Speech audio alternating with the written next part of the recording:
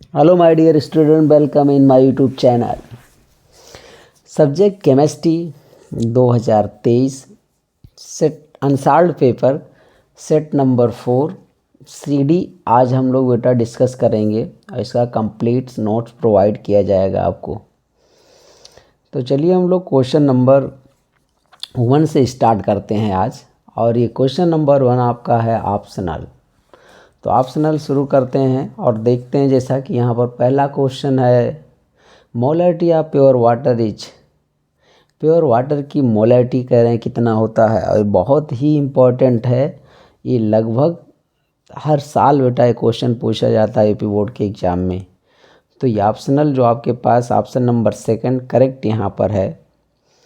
Pure water की molarity कितनी होती है बेटा? 55.56 मोल लीटर इनवर्स। ठीक है, तो ये कैसे लगाया गया चलिए देखते हैं थोड़ा सा एक्सप्लेनेशन में इसके। अब आपके पास जैसा कि यहाँ पर देख रहे हैं सब्जेक्ट केमिस्ट्री लिखा है पूरा class 12th।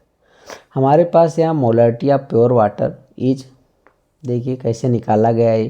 55.56 mole litre inverse कैसे आया? तो जैसा कि मोलरिटी क्या होता है बेटा? मोलरिटी इक्वल टू होता है moles of salute upon volume of solution in litre. तो मैं यहाँ पर मोलरिटी किसका चाहिए? मुझे वाटर की चाहिए। तो weight of water upon molecular weight of water मुझे करना है, और पूरी के अपान क्या है बेटा? Volume of water in litre. तो हमें वेट ऑफ वाटर तो पता नहीं है। अच्छा, मॉलिक्यूलर वेट जो होता है वो तो आप जानते हैं 18 होता है। तो वेट कैसे पता करें? तो यहाँ से डेंसिटी वाले फार्मूले से आप वेट पता करिए। डेंसिटी इक्वल टू क्या होता है? m upon V. m को रिलेट कर दिया है W से, ठीक है, तो W अपान वी हो गया। तो वेट ऑफ वाटर क्या हो जाएगा? Density into volume. Density into volume हो गया।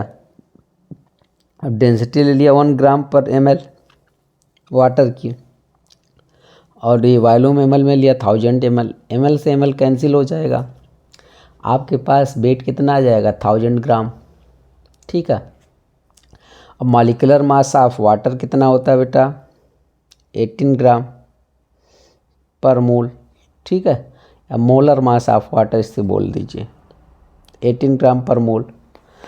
अब आपके पास सारा डाटा आप रख दीजिए फार्मूले में। तो फार्मूले में आप देखेंगे तो यहाँ मोलरिटी बराबर क्या है? n upon V in litre. n कैसे निकलता है? W अपान m। तो बस सारी वैल्यू आपके पास है, इसको आप रखिए। 1000 अपान 18 पूरे के अपान क्या बेटा? 1 लीटर रख दिया गया। तो आप जब हम लोग इसको सॉल्व कर लेते हैं तो हमारे पास मोलरिटी आ जाता है 55.56 मोल लीटर इनवर्स। चलिए अब देखते हैं दूसरा क्या है। ऑप्शनल दूसरा ये पूछ रहे हैं, unit of specific conductance is. Specific conductance ये आप उसे कह लीजिए कप्पा। कंडक्टिविटी इसकी यूनिट बार बार पूछा जा रहा है, हर सेट में पूछा जा रहा है, तो इस पर आप ज़रूर विशेष ध्यान दीजिए। तो चलिए हम लोग देखते हैं, इसके पहले भी हम लोग इसको डिस्कस कर चुके हैं। तो बी में पूछ रहे हैं कि यूनिट ऑफ स्पेसिफिक कंडक्टेंस क्या है। तो आप देख लीजिए यहाँ पर ओम इनवर्स सेंटीमीटर इनवर्स होता है, लेकिन ऑप्शन में ऐसा लिखा है सेंटीमीटर इनवर्स ओम इनवर्स। तो ठीक है, कोई बात नहीं। कप्पा इक्वल टू क्या होता है? 1 अपान आर इंटू एल अपान ए। ठीक है, अब ये देखिए आर रेजिस्टेंस है, रेजिस्टेंस की यूनिट ओम। लेंथ की क्या ले लिया? सेंटीमीटर, और एरिया का सेंटीमीटर स्क्वायर। इसको कैंसिल कर दिया, आपके पास ओम इनवर्स सेंटीमीटर इनवर्स बचा। ठीक है, या इसी को लिख दीजिए सेंटीमीटर इनवर्स ओम इनवर्स। अब हम लोग इसका क्वेश्चन नंबर बेटा 3 देखते हैं। 3 में क्या ये पूछ रहे हैं? 3 क्वेश्चन नंबर में इनके पास आ जाएगा, ये देखिए कुछ कोऑर्डिनेशन नंबर से रिलेटेड है ये, और पूछ रहे हैं number of stereo isomer of platinum का एक कंपाउंड है। ठीक है, PTNH3 का होल टू Cl2। तो यहाँ पर आपके पास 2 ज्योमेट्रिकल आइसोमर मिलने वाले थे, और 2 ही मिलने वाले हैं यहाँ पर। तो इसका आंसर हम लोग देख लेते हैं। जैसा कि आप देख रहे हैं इसमें तो नंबर ऑफ स्टीरियो आइसोमर इस कॉम्प्लेक्स के 2 बनने वाले हैं। इसका पहले तो नाम आईपीएक नाम लिख लीजिए आप सब। आईपीसी नाम लिखने के लिए आप देख रहे होंगे यहाँ पर डाईएमीन डाईक्लोराइडो प्लेटिनम सेकेंड, ठीक है। और यहाँ पर लिखा है it exist in cis and trans form of geometrical isomer. ये सिस और ट्रांसफॉर्म के रूप में पाया जाता है। सिस और ट्रांस इसका यहाँ देखिए बना दिया गया है बेटा। ये देखिए 2 ग्रुप है ना, NH3 NH3 सेम साइड में है, ये भी सेम साइड में है। तो जब सेम ग्रुप सेम साइड में प्रेजेंट होता है तब सिस आइसोमर होता है, ठीक है। ये भी ध्यान दीजिएगा। और देखिए यहाँ सेम ग्रुप जैसे क्लोरीन क्लोरीन अपोजिट साइड पर है बिल्कुल, तो ट्रांस आइसोमर है। और सबसे महत्वपूर्ण बात ये है कि ये जो सिस आइसोमर है ना, इसका यूज मेडिकल के क्षेत्र में किया जाता है। तो सिस प्लेटिन, यहाँ पर cisplatin are used in treatment of cancer. Cancer के इलाज में इसका ट्रीट किया जाता है, ठीक है। अब हम लोग बेटा आते हैं क्वेश्चन नंबर डी पार्ट पहले के, और ये डी ब्लॉक से रिलेटेड है। देखिए डी पार्ट भी है और डी ब्लॉक से भी रिलेटेड है, और इससे भी क्वेश्चन आते रहते हैं। तो कुछ हेडिंग से क्वेश्चन बार बार रिपीट होते हैं, थोड़ा बहुत पूछने का तरीका बदल दिया जाता है बस। Formation of coloured ion is possible due to the presence of unpaired electron होने की वजह से कलर्ड आयन बनते हैं, ठीक है। मैं यहाँ पर लिख दिया हूँ इसका एक्सप्लेनेशन, और मेन हेडिंग में जब आता है शार्ट नोट्स वगैरह तब लिखा जाता है। अनपेयर्ड इलेक्ट्रॉन की वजह से कलर्ड आयन बनते हैं। अब यहाँ पर देखोगे यदि किसी एलिमेंट का इलेक्ट्रॉनिक कॉन्फ़िगरेशन D1 D9 होता है तो उसमें अनपेयर्ड इलेक्ट्रॉन होते हैं, तो कलर देगा, गिव कलर। यदि D0 D10 होता है तो उसके पास अनपेयर्ड इलेक्ट्रॉन नहीं होगा, तो कलरलेस होगा। तो ये कलर क्यों देते हैं, इसका रीज़न ये है, give colour due to unpaired electron and D transition की वजह से कलर दिया जाता है आयन के द्वारा। अब हमारे पास आ जाता है इसका नेक्स्ट ऑप्शनल, और ये रिएक्शन एक दिए हैं और पूछ रहे हैं किस नेम ऑफ रिएक्शन किसकी है। तो यहाँ पर देखोगे आप लिखा है RCOOAG Br2CCl4RBr, ठीक है। तो silver salt of carboxylic acid react with Br2 in presence of CCl4RBr बन रहा है। तो हेंस डीकर रिएक्शन यहाँ पर ये है। हेंस डीकर रिएक्शन को हम कंप्लीट लिखते हैं। देखिए यहाँ पर लिखा होगा रिएक्शन हेंस डीकर रिएक्शन कहलाती है, और इसको कंप्लीट कर दिया गया है, ठीक है। देखिए RCOOAG plus Br2 arrow RBr AgBr CO2 बना। अब देखो बेटा यहाँ पर आप यहाँ पर जैसे कि देख रहे हैं कि इसका एक R, ठीक है, यहाँ से एक Br RBr हो गया यहाँ पर। अच्छा इसका Ag, अभी इसका एक Br बचा है तो AgBr यहाँ पर हो जाएगा, और ये CO2 बचा है तो CO2 बाहर चला गया, ठीक है। तो ऐसे आप इसको देख सकते हैं। और यदि हम लोग R की जगह पर क्या लिख दिया, CH3 लिख दिया है R की जगह पर, ठीक है। तो यहाँ CH3COOAG हो जाएगा, सिल्वर एसीटेट इसका नाम हो जाएगा, और यहाँ पर अब बन जाएगा मेथिल ब्रोमाइड। तो हंस डीकर रिएक्शन मेनली एल्किल ब्रोमाइड के प्रिपरेशन में यूज होता है। नेक्स्ट पार्ट आपके आता है और लास्ट ऑप्शनल का है amino acid are structural unit of protein. Protein जो है ना अमीनो एसिड से मिलकर के बनता है बेटा प्रोटीन, और मेनली इसमें कौन सा अमीनो एसिड होता है, अल्फ़ा अमीनो एसिड। तो आप देख रहे होंगे यहाँ पर मैं लिखा हूँ प्रोटीन ऑप्शन में, और लिखा हूँ protein are natural polymer of alpha amino acid, ठीक है। अब हम आ जाते हैं शार्ट क्वेश्चन पर, और जो क्वेश्चन नंबर 2 से जो स्टार्ट होता है, और यहाँ पर आप जैसा कि देख रहे होंगे क्वेश्चन भी अब लिखा गया है, तो अब अनसॉल्व की ज़रूरत नहीं पड़ेगी, ठीक है। मैं एक बार आपको दिखा देता हूँ ये देखिए क्वेश्चन जो लिखा है, which element are known as transition element, ठीक है। तो मैं यहाँ पर भी लिख दिया हूँ क्वेश्चन। तो which element are known as transition element, write down two property, 2 property इसके लिखने हैं। तो ट्रांजिशन एलिमेंट किसे बोलते हैं बेटा?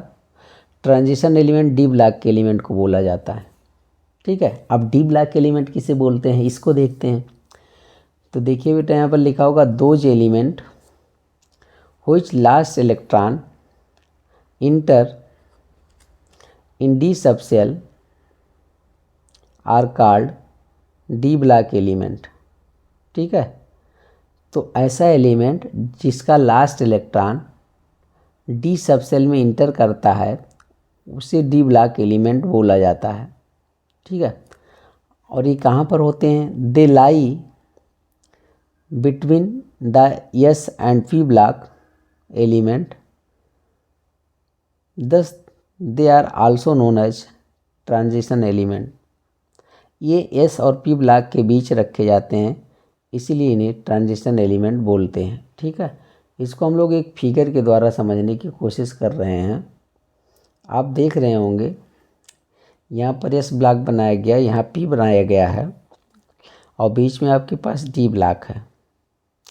तो डी ब्लॉक के एलिमेंट को ही ट्रांजिशन एलिमेंट बोला जाता है, क्योंकि इसे एस और पी के बीच में रखा गया है और ये ब्लॉक यहाँ नीचे रख दिया गया है। तो ये पीरियोडिक टेबल की झलक है आपके सामने। अब हम 2 प्रॉपर्टी की बात कर लेते हैं। तो ट्रांजिशन एलिमेंट के 2 प्रॉपर्टी आपके पास हैं। ट्रांजिशन एलिमेंट क्या बनाते हैं बेटा? फॉर्म कॉम्प्लेक्स, और एक कॉम्प्लेक्स यहाँ लिख दिया गया है, ठीक। दे show paramagnetic and catalytic properties, ये पैरामैग्नेटिक होते हैं और कैटालिस्ट का काम करते हैं, कैटालिटिक प्रॉपर्टी शो करते हैं। तो 2 नंबर के लिए इतना मैटर आपके लिए सफिशिएंट है। अब हम लोग देखते हैं इसके बी पार्ट का। और बी पार्ट जो आपका है ये न्यूमेरिकल है और सॉल्यूशन चैप्टर से है, ठीक है। तो देखते हैं इसको, हम लोग पढ़ते हैं पहले क्या कह रहा है। Calculate the mass of non volatile solute, जिसका मोलर मास दिया है बेटा 40 gram mole inverse, which should be dissolved in 114 gram octane to reduce its vapor pressure to 80%। ये क्वेश्चन आपके पास है। ये कह रहे हैं ना, देखिए इसका कहानी क्या है। कहानी ये है, आपके पास एक सॉल्वेंट है, सॉल्वेंट है, यहाँ मान लो आप ऑक्टेन मान लो, ठीक है। ऑक्टेन आप इसको हीट करते हो, इसको मान लो ढक दो, तो यहाँ से हीट करोगे तो इसका वेपर बनेगा, यहाँ वेपर इकट्ठा होंगी। तो वेपर्स के द्वारा इस लिक्विड के सरफेस पर जो प्रेशर लगाया जाता है वेपर के द्वारा, उसे वेपर प्रेशर बोलते हैं, ठीक है। सॉल्वेंट केवल था, सब वेपर बन रही थी, वेपर के द्वारा प्रेशर इस पर लग रहा था, वो वेपर प्रेशर। लेकिन जब यहाँ पर नॉन वोलेटाइल सॉल्यूट ऐड करोगे, नॉन वोलेटाइल सॉल्यूट यदि आप ऐड करते हैं, नॉन वोलेटाइल सॉल्यूट का मतलब जिसके वेपर ना बने, तो ये तो ऊपर जाएगा नहीं, वेपर में नहीं जाएगा, ये आएगा यहाँ बैठ जाएगा। तो ये कुछ सॉल्वेंट के ऊपर होगा, अगल बगल होगा। अब इसके खुद के तो वेपर बनेंगे नहीं, और सॉल्वेंट के वेपर बन रहे थे ना, तो उनका भी अब थोड़ा कम बनेगा, क्योंकि इसको पार करके जाना होगा। तो फिर क्या करते हैं, तो यहाँ से कम वेपर बनेगी, यहाँ पर अब कम वेपर बनेगी, तो वेपर प्रेशर कम होगा। तो ही कह रहे हैं कि नॉन वोलेटाइल सॉल्यूट डालने पर जो वेपर प्रेशर है ना, वो 80% घट जाता है, रिड्यूज हो जाता है। तो यही जाता है और इन सबको समझिए ढक लेता है, जिससे वेपर बन नहीं पाता और वेपर प्रेशर कम हो जाता है।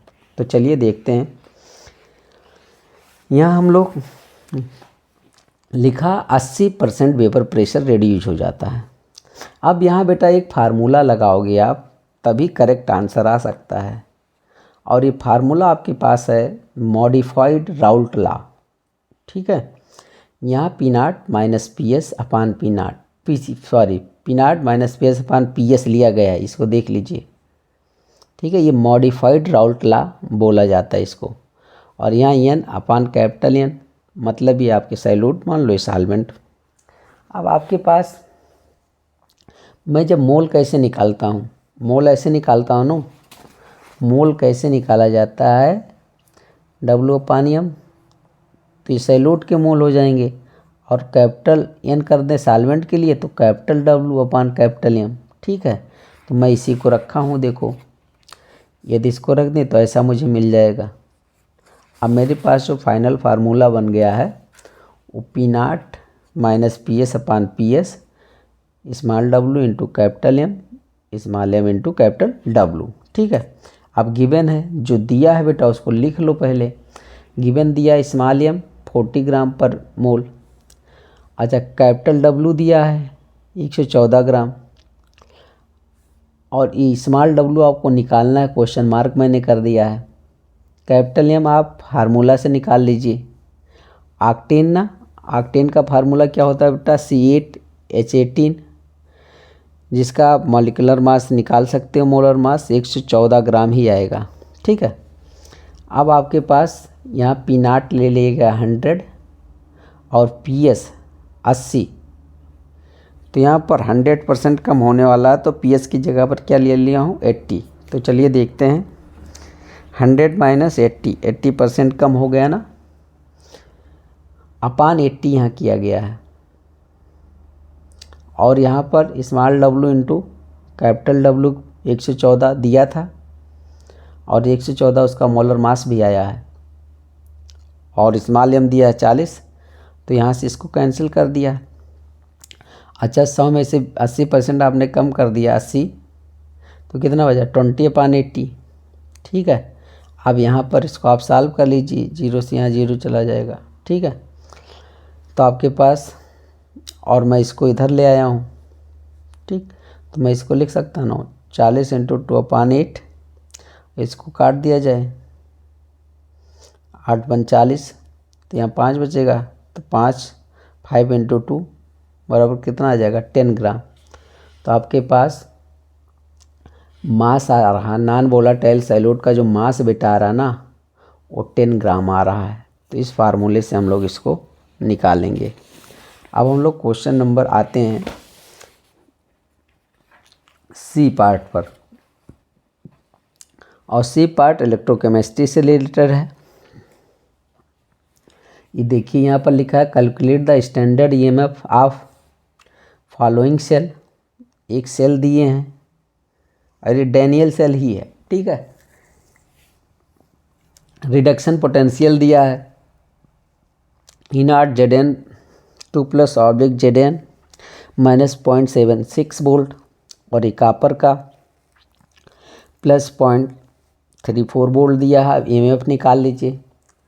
अच्छा स्टैंडर्ड इलेक्ट्रोड पोटेंशियल निकालने के लिए, स्टैंडर्ड कंडीशन पर ईएमएफ निकालने के लिए फार्मूला क्या लगता है, मुझे E0 सेल निकालना है, मतलब ईएमएफ निकालना है। तो E0 सेल बराबर क्या होता है, E0 cathode minus E0 anode. अच्छा अब देखो दोनों का रिडक्शन पोटेंशियल दिया है ना, तो किसको कैथोड पर ले जाएं, किसको एनोड पर ले जाएं। तो आपके पास यहाँ पर ऐसा मैंने लिख दिया सर्किल में, more standard reduction potential goes to cathode, जिसका रिडक्शन पोटेंशियल ज़्यादा होगा वो कैथोड पर जाएगा, ठीक है। तो यहाँ पर कापर का ज़्यादा है तो कापर को मैंने कैथोड पर ले गया हूँ, ठीक है।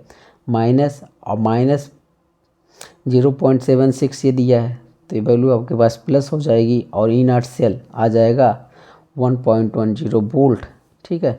यही ईएमएफ ऑफ सेल है 1.1 वोल्ट, और ये किसके लिए होता है, डैनियल सेल के लिए होता है, ठीक है। तो ऐसे हम लोगों ने इस सवाल को कर लिया है। अब हमारे पास आता है क्वेश्चन नंबर इसका डी पार्ट, और यहाँ ये कोऑर्डिनेशन केमिस्ट्री से रख दिया गया है, और ये वर्नर कॉम्प्लेक्स है, ठीक है। आप देख रहे होंगे, तो यहाँ how many ions are present in aqueous solution of complex ion. मुझे ये बताना इस क्वेश्चन में कि ये कॉम्प्लेक्स है, इसमें कितने आयन होंगे जब आप इसे सॉल्यूशन में डालोगे। तो चलिए आयन हम देख लेते हैं।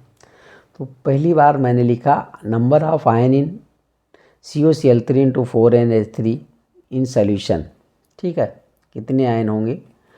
तो यहाँ पर मैं एक कॉलम बना लिया हूँ। वैसे तो आयन 2 होंगे, बट एक कॉलम देख लीजिए, 2 नंबर का है तो थोड़ा बहुत लिख दीजिए। ये कॉम्प्लेक्स आपके पास है CuCl3 इंटू 4NH3। अच्छा, आयनाइजेशन नेचर इसका देखा जाएगा।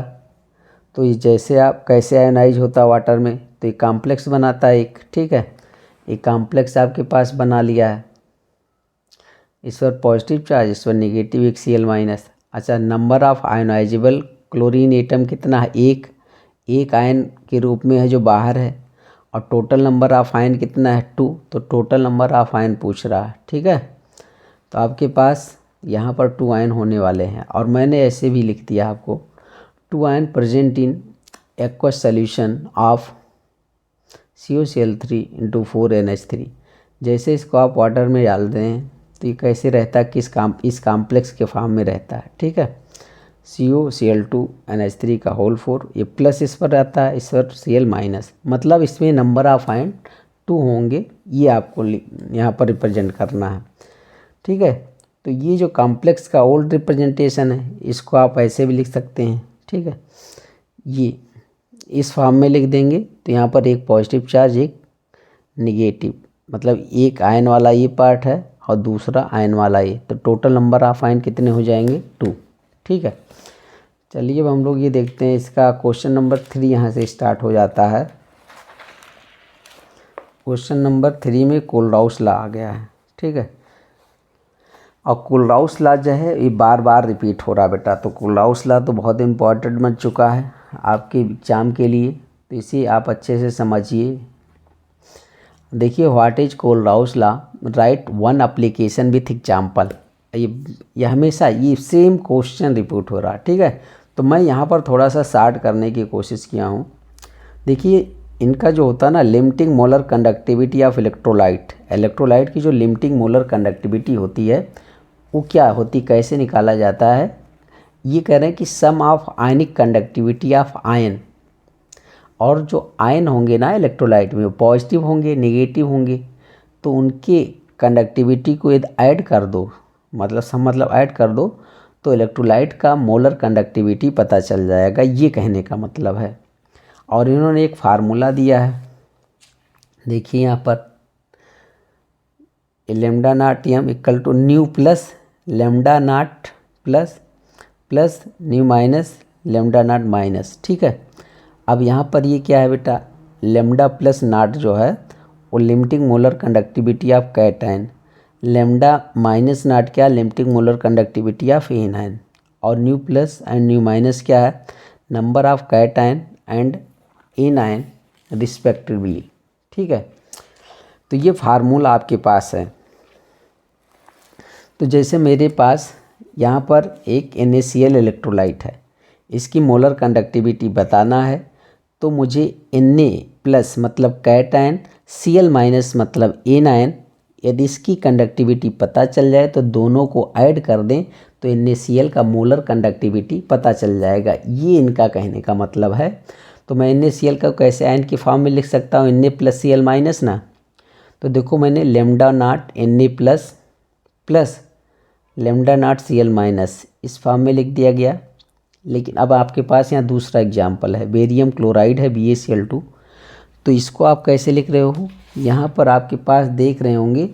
तो यदि हम लोग BaCl2 को तोड़ें, ठीक है, BaCl2 है ये आपके पास, तो आपके पास Ba2 प्लस Cl- और 2 यहाँ पर टूटेगा। अब यहाँ पर न्यू की जगह पर आप 2 रखोगे। ठीक है, तो आप देख रहे होंगे, तो यहाँ lambda naught Ba2 plus 2 lambda naught Cl-। अब ये है नंबर ऑफ एनायन ना, तो यहाँ पर लिखना पड़ेगा, ये 2 है, यहाँ 1 है, तो 1 नहीं लिखते हैं तब भी कोई बात नहीं। ठीक, तो अब आपके पास एप्लीकेशन पर आ जाओ। और एप्लीकेशन इसका ये है ना, बहुत ही ज़बरदस्त एप्लीकेशन, और ये बहुत ही आसान भी है, और बार बार पूछता है, तो नंबर गेनिंग पार्ट ही हो जाएगा। वीक इलेक्ट्रोलाइट की कंडक्टेंस बताने में इसका हेल्प किया जाता है। देखिए, to calculate conductance of weak electrolyte, example एक ले लिया गया है। यहाँ पर calculate molar conductivity of acetic acid with the help of sodium acetate HCl and NaCl। ठीक है, तो पहले के सेट में भी इसका जिक्र हो गया है डिटेल में। तो यहाँ देखिए, मुझे बताना है एसिटिक एसिड का मोलर कंडक्टिविटी। तो मैं इन तीनों की हेल्प से बताऊंगा कैसे लिखूं, किसको ऐड करूं, किसको सब्सट्रैक्ट करूं, जिससे मुझे ये मिल जाए। तो मुझे इस हिसाब से मुझे एक की चाहिए। यदि मैं इस CH3 इसका ब्रेक डाउन कर दूं, CH3CO- प्लस H प्लस, यदि मुझे इसकी कंडक्टेंस और इसकी कंडक्टिविटी पता चल जाए तो दोनों को जोड़ देंगे तो ये बन जाएगा उनकी कोलराउस लॉ के अकॉर्डिंग। ठीक है, तो चलो मुझे यही चाहिए। तो इसका डायरेक्ट कंडक्टेंस नहीं कैलकुलेट कर मिलता है। तो यहाँ पर देखिए, मैं लिख रहा हूँ molar conductivity of sodium acetate plus molar conductance of HCl। मुझे चाहिए इतना, CH3COO यहाँ रोक लीजिए, समझिए, और यहाँ H रोक लीजिए। Na यहाँ एक्स्ट्रा हो रहा है, यहाँ Cl हो रहा है, तो इसको बाहर कर दीजिए। ठीक है, तो आपके पास यहाँ पर इतना बचेगा और ये वीक इलेक्ट्रोलाइट मतलब एसिटिक एसिड का मोलर कंडक्टिविटी हो जाएगा। अब हम इसके बी पार्ट में आते हैं। बी पार्ट का देखिए क्वेश्चन क्या कह रहे हैं। Give any two dehydrating properties of concentrate H2SO4। ठीक है, डिहाइड्रेटिंग प्रॉपर्टीज, H2SO4 एक अच्छा डिहाइड्रेटिंग एजेंट है। ये वाटर का एब्जॉर्प्शन करता है, मतलब ये वाटर रिमूव करेगा कहीं से, डिहाइड्रेट कर देगा किसी चीज़ को, तो बहुत ही स्ट्रांग है। अब देखते हैं इसमें इसकी दो प्रॉपर्टी लेते हैं।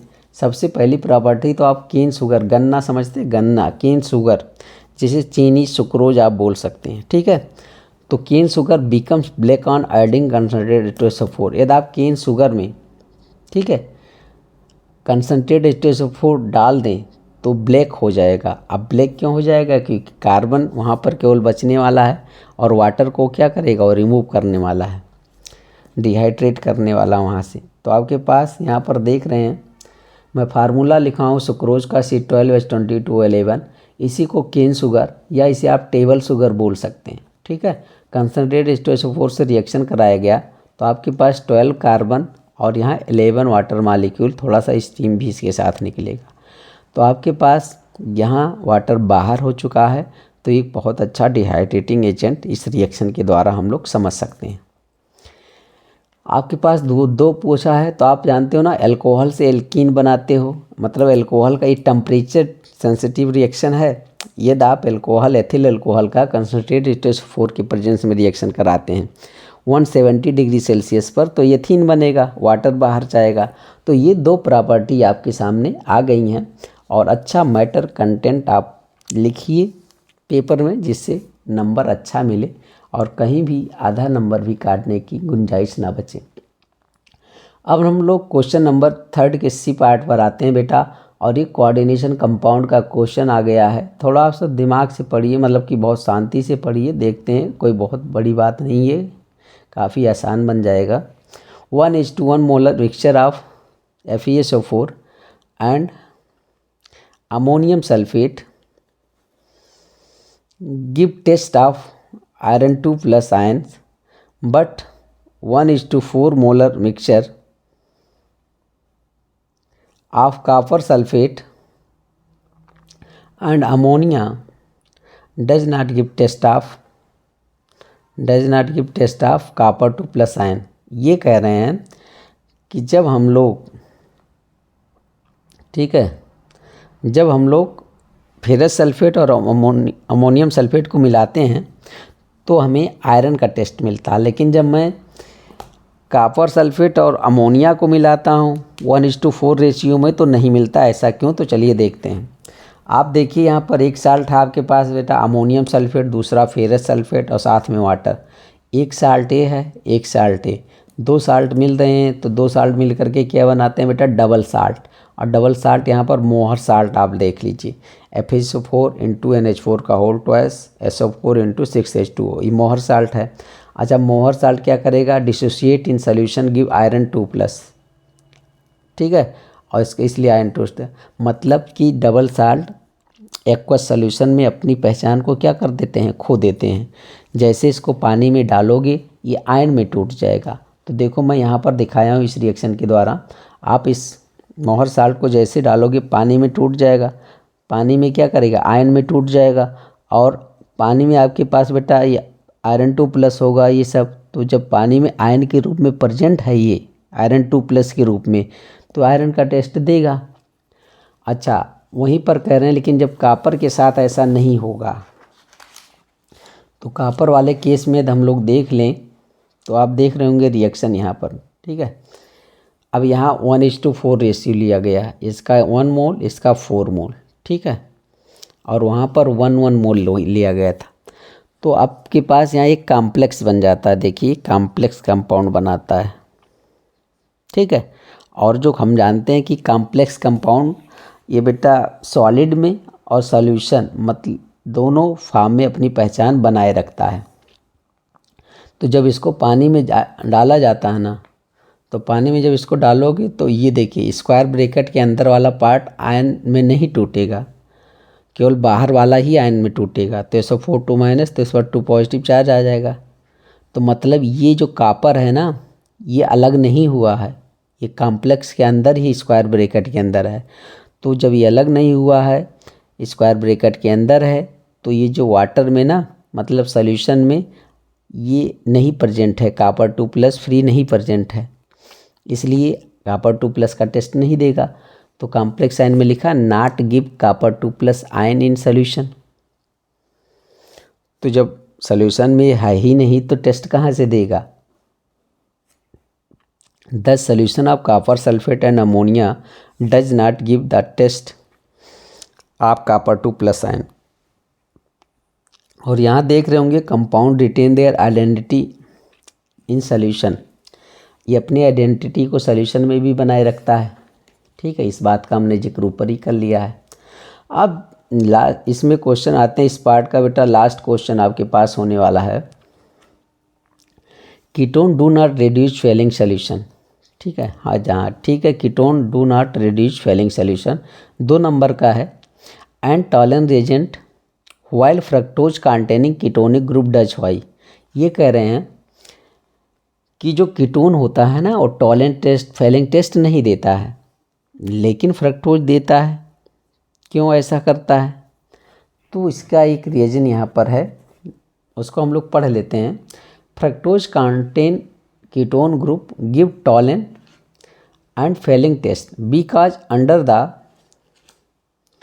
देखिए इसको देखिए, because under the basic condition of the reagent fructose undergo rearrangement, fructose का रीअरेंजमेंट हो जाता है, पॉइंट भी नोटेड है, यहीं से आपका आंसर है, rearrangement to form glucose and mannose.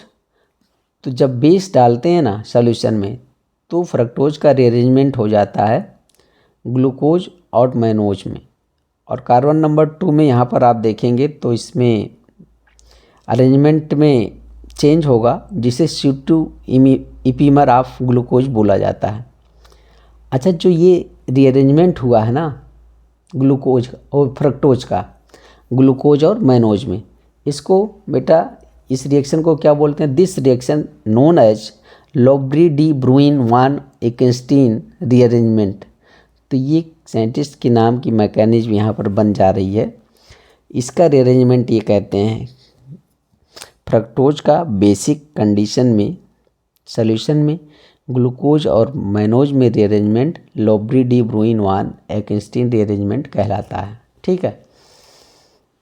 तो 2 नंबर का इसको हम लोग देखते हैं रिएक्शन के फॉर्म में थोड़ा कैसे लिखा जाए। तो मान लो जैसे आपके पास ये फ्रक्टोज है, ठीक है, फ्रक्टोज में कीटोन ग्रुप है, ठीक, लेकिन जब इसमें बेस डालोगे NaOH तो इसके सॉल्यूशन में तो रीअरेंज हो जाएगा, किसमें, मैनोज में। अच्छा, कार्बन नंबर यहाँ 2 देखोगे तो OH यहाँ पर लेफ़्ट साइड में है, ठीक है। और किस में हो जाएगा बेटा, ग्लूकोज में। यहाँ पर कार्बन नंबर 2 पर OH क्या है, राइट साइड में है। तो बस इसीलिए टेस्ट देगा, टॉलन टेस्ट। क्यों देगा, क्योंकि ठीक है फ्रक्टोज जो है वो बेसिक कंडीशन में